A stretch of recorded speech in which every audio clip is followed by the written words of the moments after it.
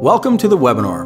We're getting started shortly. While you're waiting, here are some tips to get the most out of your webinar experience. Streaming live video takes a lot of computer resources and internet bandwidth resources. So this is not a good time for large downloads going on in the background or anything else that drains your internet connection.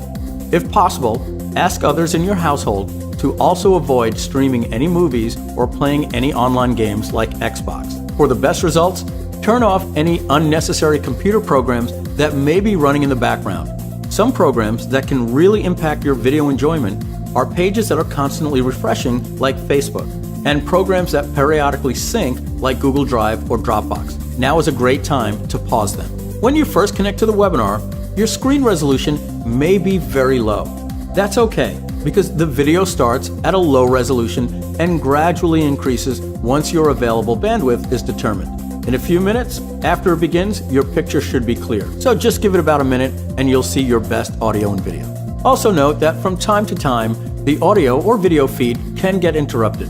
If your image is pixelated or blurry, or if your audio stops, just reconnect by clicking on the reconnect button at the bottom of your screen. And for your best enjoyment of this webinar, we recommend Google's Chrome browser.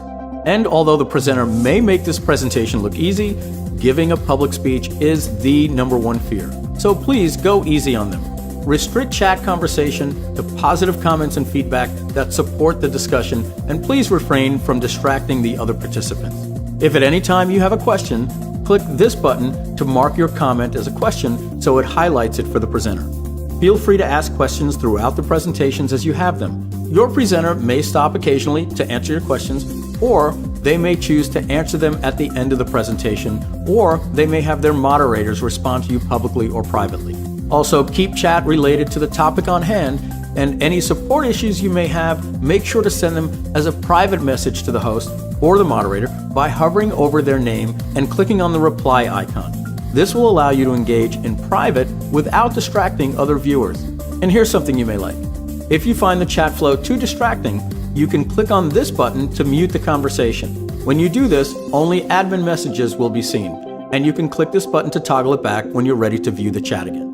Okay, and finally, this is a good time to shut off your Skype, shut off any instant messenger, close down your Facebook, put your phone on Do Not Disturb, hit the restrooms, get yourself some water, get a pen and a legal pad so that you can take notes.